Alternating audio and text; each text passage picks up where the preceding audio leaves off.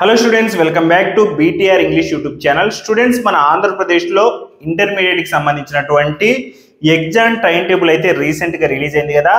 దానికోసమే మన BTR English ఛానల్లో నేను ఏపీకి సంబంధించినటువంటి ఇంటర్మీడియట్ ఫస్ట్ ఇయర్ ఇంగ్లీష్ ఏదైతే ఉందో టోటల్గా కూడా బేసిక్ ఇంగ్లీష్ మొత్తం కూడా ఇంటర్మీడియట్ ఫస్ట్ ఇయర్లో కవర్ అయి ఉంటుంది.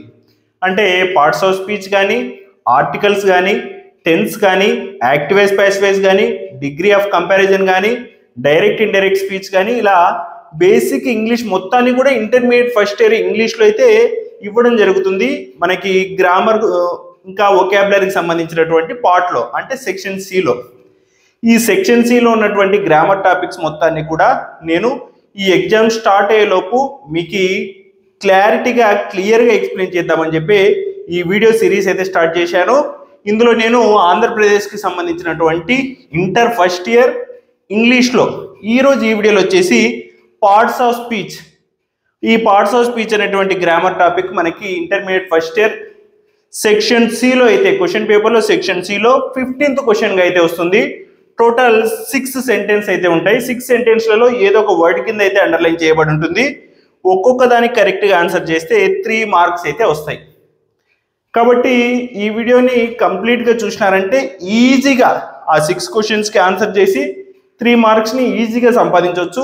కేవలం ఇంటర్మీడియట్ వాళ్ళనే కాదు, స్కూల్ స్టూడెంట్స్ అయినా కానీ, లేకపోతే ఏదైనా కాంపిటేటివ్ ఎగ్జామ్స్కి ప్రిపేర్ అయ్యే స్టూడెంట్స్ అయినా కానీ ఈ పార్ట్స్ ఆఫ్ స్పీచ్ అనేటువంటి టాపిక్ని వింటే ఖచ్చితంగా మీకు పార్ట్స్ ఆఫ్ స్పీచ్కి సంబంధించిన కంప్లీట్ నాలెడ్జ్ అయితే వస్తుంది.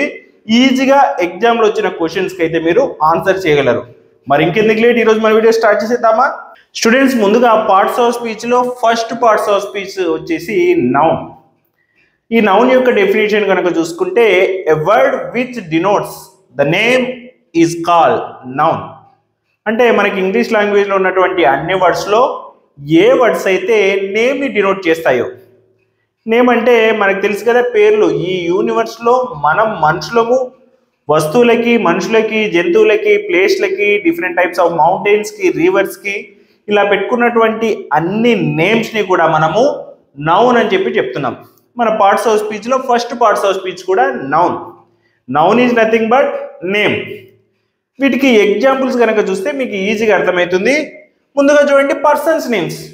రవి అనేది ఒక మేల్ పర్సన్ నేమ్, తర్వాత లావణ్య అనేది ఒక ఫీమేల్ పర్సన్ నేమ్. అంటే మనము పర్సన్స్కి పెట్టుకున్నటువంటి నేమ్స్ని నౌన్స్ అని చెప్పి అనొచ్చు. తర్వాత యానిమల్ అండ్ బర్డ్, అంటే మనం యానిమల్స్కి మనం పెట్టుకున్నటువంటి నేమ్స్ ఏవైతే ఉన్నాయో ఆ నేమ్స్ని కూడా మనము నౌన్స్ అని చెప్పి అంటాం. అంతేకాకుండా ప్లేసెస్, కోడుమూర్, ఇండియా, ప్లేసెస్కి మనం పెట్టుకున్నటువంటి నేమ్స్ని కూడా మనము నౌన్ అని చెప్పి అంటాం. అంతేకాకుండా థింగ్స్, పెన్, కార్, ఒక చిన్న వస్తువు నుంచి చాలా పెద్ద ఏరోప్లేన్ వరకు కూడా మనము వాటికి పెట్టుకున్నటువంటి నేమ్స్నే నౌన్స్ అని చెప్పి అనొచ్చు.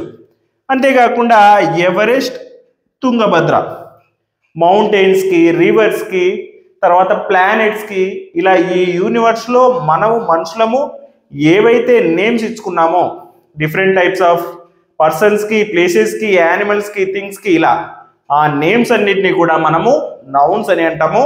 Noun is nothing but name అని చెప్పి గుర్తుపెట్టుకుంటే చాలు. మనకి సెంటెన్స్లో ఇలా నేమ్ కనపడి ఆ నేమ్ కింద అండర్లైన్ చేసి ఉంటే దాన్ని నౌన్ అని చెప్పి రాసేస్తే మనకి ఈజీగా మార్క్ అయితే వస్తుంది. నెక్స్ట్ ప్రొనౌన్ గురించి అయితే చూద్దాం. స్టూడెంట్స్, పార్ట్స్ ఆఫ్ స్పీచ్లో సెకండ్ పార్ట్స్ ఆఫ్ స్పీచ్ వచ్చేసి ప్రొనౌన్. ఈ ప్రొనౌన్ యొక్క డెఫినేషన్ కనుక చూసుకుంటే a word which we use instead of a noun is called pronoun. ఈ డెఫినేషన్ అర్థాన్ని కనుక చూసుకుంటే a word which we use instead, instead అంటే తెలుగులో అర్థం వచ్చేసి బదులుగా అని.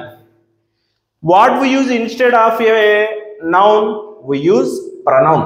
అంటే noun is nothing but name అనుకున్నాం కదా, నేమ్కి బదులుగా ఏ వర్డ్స్ని అయితే మనం యూజ్ చేస్తున్నామో ఆ వర్డ్స్నే ప్రొనౌన్స్ అని చెప్పి అంటాం. మనం ఏదైనా ఒక స్పీచ్ ఇచ్చేటప్పుడు కానీ, లేకపోతే ఏదైనా ఒక పేరాగ్రాఫ్ రాసేటప్పుడు కానీ ఏం చేస్తామంటే ప్రతిసారి నేమ్ని రిపీట్ చేయకుండా కొన్ని వర్డ్స్ని అయితే ఆ నేమ్స్కి బదులుగా యూజ్ చేస్తాం. ఆ వర్డ్స్ వేటినైతే మనం నేమ్స్కి బదులుగా యూజ్ చేస్తున్నామో ఆ వర్డ్స్నే ప్రొనౌన్స్ అని చెప్పి అంటాం. మెయిన్గా మనకి 7 ప్రొనౌన్స్ అయితే ఉన్నాయి. ఆ 7 ప్రొనౌన్స్ ఏంటి, వాటిని వేటికి బదులుగా యూజ్ చేస్తామో చూద్దాం. ఇప్పుడు వాటి యొక్క ఎగ్జాంపుల్ చూస్తే ఐ ఐ అంటే నేను అని అర్థం. నేను నా నేమ్కి బదులుగా కొన్నిసార్లు ఐ అని చెప్పి యూజ్ చేయొచ్చు. తర్వాత సెకండ్ వచ్చేసి యు.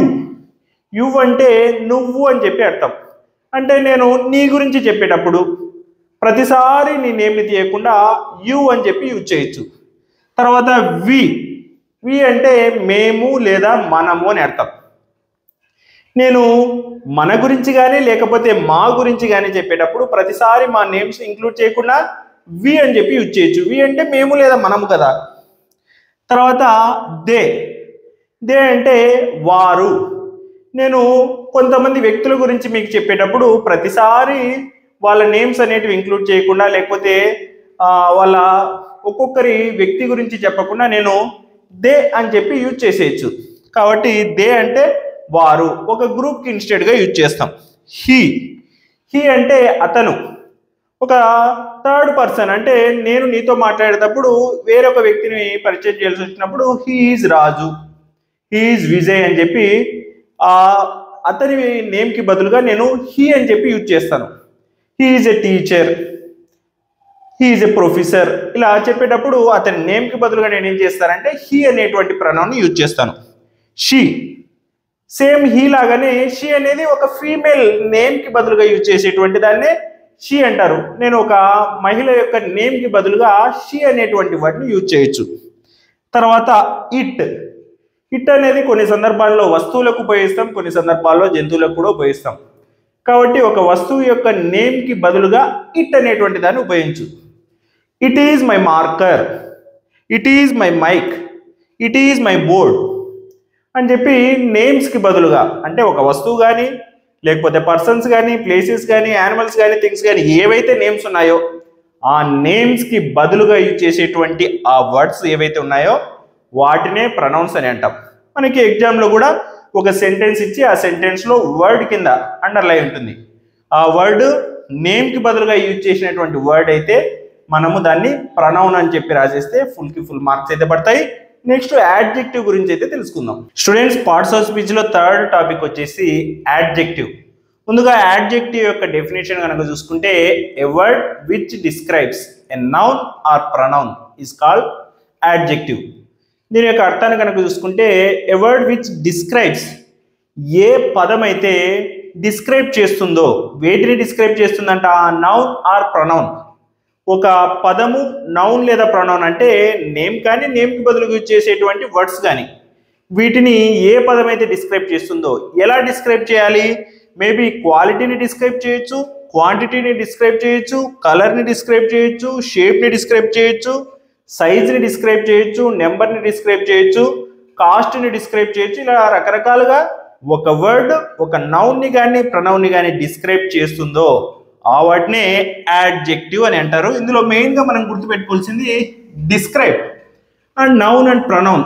ఏ వర్డ్ అయితే ఒక నౌన్ లేదా ప్రొనౌన్ని డిస్క్రైబ్ చేస్తుందో అంటే తెలుపుతుందో దాని గురించి ఏదైనా కొంత ఇన్ఫర్మేషన్ని.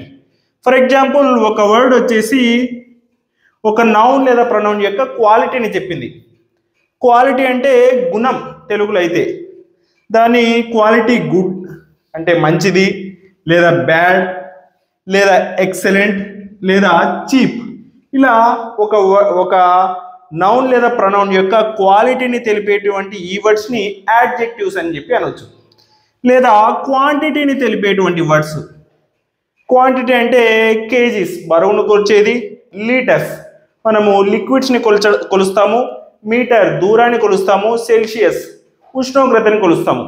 ఇలా ఒక నౌన్ లేదా ప్రొనౌన్ యొక్క క్వాంటిటీని కొలిచేటువంటి పదాలని కూడా మనము యాడ్జెక్టివ్స్ అని అంటాం.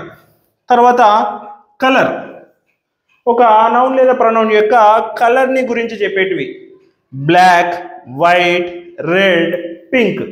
ఇలా ఒక నౌన్ లేదా ప్రొనౌన్ యొక్క కలర్ని గురించి డిస్క్రైబ్ చేస్తే, లేదా షేప్ని గురించి డిస్క్రైబ్ చేసేటివి రౌండ్ అని చెప్పి, రెక్టాంగిల్ అని చెప్పి, పిరమిడ్ అని చెప్పి ఒక నౌన్ యొక్క షేప్ని గురించి చెప్తే, లేదా సైజ్ని గురించి చెప్పినా కూడా బిగ్ అని, స్మాల్ అని, హ్యూజ్ అని, టైనీ అని చెప్పి ఒక నౌన్ యొక్క సైజ్ని గురించి చెప్పిన, లేదా నెంబర్ గురించి చెప్పిన 1, 2, 3, 4, 10 ఇలా ఇన్ఫినిటీ వరకు ఏ నెంబర్ని చెప్పినా కూడా ఇలా ఒక నౌన్ లేదా ప్రొనౌన్ని డిస్క్రైబ్ చేసేటువంటి వర్డ్స్ ఏవైతే ఉన్నాయో వాటిని యాడ్జెక్టివ్స్ అని అంటాం.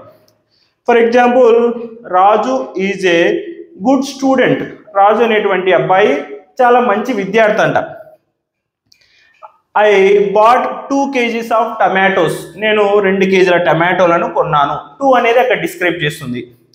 తర్వాత I wear a white shirt. నేను ఒక తెల్ల చొక్కాని ధరించాను. నా చొక్కా యొక్క కలర్ ఎలా డిస్క్రైబ్ చేస్తున్నాను? కలర్తో డిస్క్రైబ్ చేస్తున్నాను నా చొక్కాని వైట్ కలర్ అని చెప్పి. తర్వాత shape, I bought a round shape light. ఇక్కడ ఆ లైట్ని షేప్తో డిస్క్రైబ్ చేస్తున్నాను. తర్వాత size, I saw a big elephant. ఒక పెద్ద ఏనుగు నేను చూశాను. అక్కడ ఏనుగుని సైజ్తో డిస్క్రైబ్ చేస్తున్నాను. తర్వాత నెంబర్, ఐ హ్యావ్ 4 యాపిల్స్. నా దగ్గర ఉన్నటువంటి యాపిల్స్ని వాటి యొక్క నెంబర్స్తో డిస్క్రైబ్ చేస్తున్నాను.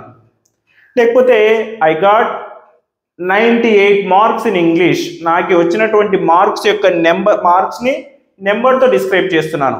ఇలా ఏ వర్డ్స్ అయితే ఒక నౌన్ని లేదా ప్రొనౌన్ని డిస్క్రైబ్ చేస్తాయో ఆ వర్డ్స్ని యాడ్జెక్టివ్స్ అంటాము. మనకి ఎగ్జామ్లో కూడా ఒక సెంటెన్స్ ఇచ్చి ఆ సెంటెన్స్లో నౌన్ పక్కనే ఉంటుంది ఎప్పుడైనా కూడా యాడ్జెక్టివ్ అనేది, లేదా ప్రొనౌన్ పక్కనే ఉంటుంది యాడ్జెక్టివ్ అనేది. దాన్ని కింద అండర్లైన్ ఉంటే గనక ఆ వర్డ్ ఆ నౌన్ని డిస్క్రైబ్ చేస్తుంటే గనక దానికి మనం యాడ్జెక్టివ్ అని చెప్పి రాసేస్తే మనకి మార్క్స్ అయితే పడతాయి. యాడ్జెక్టివ్స్ అడ్వర్బ్స్ కాస్త దగ్గరగానే ఉంటాయి, కానీ అడ్వర్బ్స్ యాక్షన్ని డిస్క్రైబ్ చేస్తాయి. యాడ్జెక్టివ్స్ వచ్చేసి నౌన్ని డిస్క్రైబ్ చేస్తాయి. అడ్వర్బ్ చెప్పుకునేటప్పుడు అది కూడా ఈజీగా అర్థమవుతుంది. ఇది స్టూడెంట్స్ యాడ్జెక్టివ్. స్టూడెంట్స్, ఈ వీడియోలో పార్ట్స్ ఆఫ్ స్పీచ్ యొక్క డెఫినేషన్ని, పార్ట్స్ ఆఫ్ స్పీచ్ టైప్స్ని, నౌన్ యొక్క డెఫినేషన్ని, నౌన్ యొక్క ఎగ్జాంపుల్స్ని, ప్రొనౌన్ యొక్క డెఫినేషన్ని, ప్రొనౌన్ ఎగ్జాంపుల్స్ని, యాడ్జెక్టివ్ యొక్క డెఫినేషన్ని, యాడ్జెక్టివ్ ఎగ్జాంపుల్స్ని అయితే తెలుసుకున్నారు. దీనికి పార్ట్ 2 వీడియో వర్బ్ ఇంకా అడ్వర్బ్ని అయితే ఎక్స్ప్లెయిన్ చేసి పార్ట్ 2 వీడియో టుమారో అయితే వస్తుంది. ఆ వీడియోని కూడా ఖచ్చితంగా అయితే చూడండి. ఈ పార్ట్స్ ఆఫ్ స్పీచ్ వీడియోని 3 పార్ట్స్గా చేస్తాను. ప్రిపోజిషన్, కంజంక్షన్, ఇంటర్జెక్షన్ పార్ట్ 3లో అయితే వస్తుంది. ఈ వీడియోస్ అన్నింటినీ కూడా చూసి మీరు ఏపీ ఇంటర్మీడియట్ ఫస్ట్ ఇయర్ ఇంగ్లీష్లో ఫుల్కి ఫుల్ మార్క్స్ 3 మార్క్స్ అయితే సంపాదిస్తారు. సెక్షన్ సిలో 15th క్వశ్చన్కి అని చెప్పి నేనైతే ఆశిస్తున్నాను. ఒకవేళ ఇంటర్మీడియట్ స్టూడెంట్స్ కాకపోయినా స్కూల్ స్టూడెంట్స్ అయినా కూడా పార్ట్స్ ఆఫ్ స్పీచ్ గురించి కంప్లీట్ నాలెడ్జ్ తెచ్చుకుంటారని, కాంపిటేటివ్ ఎగ్జామ్స్కి ప్రిపేర్ అయ్యే స్టూడెంట్స్ అయితే ఖచ్చితంగా మీకు ఎగ్జామ్లో పార్ట్స్ ఆఫ్ స్పీచ్కి సంబంధించి మార్క్స్ అయితే మిస్ కాకుండా తెచ్చుకుంటారని చెప్పి నేనైతే ఆశిస్తున్నాను. ఇది స్టూడెంట్స్ ఈరోజు మన వీడియో. ఈ వీడియో కనుక మీకు నచ్చితే మన బీటీఆర్ ఇంగ్లీష్ యూట్యూబ్ ఛానల్ని ఖచ్చితంగా సబ్స్క్రైబ్ చేసుకోండి. మన ఛానల్ నేమ్ ఇంతకుముందు రవితేజ ఇంగ్లీష్ అని ఉండేది, దాన్ని బీటీఆర్ ఇంగ్లీష్ అని చెప్పి మార్చినాను. నాకు టోటల్గా కొన్ని ఛానల్స్ ఉన్నాయన్నమాట. బీటీఆర్ ఇంగ్లీష్ అని చెప్పి, బీటీఆర్ వ్లాగ్స్ అని చెప్పి, వ్లాగ్స్కి సంబంధించి, బీటీఆర్ టెక్ అని చెప్పి టెక్నాలజీకి సంబంధించి ఎక్స్ప్లెయిన్ చేస్తుంటాను. కాబట్టి అన్నింటికి బీటీఆర్ అని చెప్పి కామన్గా ఉండాలని చెప్పి నేమ్ని బీటీఆర్ ఇంగ్లీష్ అని మార్చాను. ఈ వీడియో కనుక మీకు నచ్చితే ఖచ్చితంగా లైక్ చేయండి. ఈ వీడియో మీ ఫ్రెండ్స్ అందరికి ఉపయోగపడుతుంది అనిపిస్తే షేర్ చేయండి. మన రవితేజ ఇంగ్లీష్ యూట్యూబ్ ఛానల్లో AP intermediate first year English grammar సంబంధించినటువంటి టాపిక్స్ అన్ని చూడడం కోసం మన ఛానల్ని సబ్స్క్రైబ్ చేసుకోండి. Thank you for watching my video students. Thank you. Bye.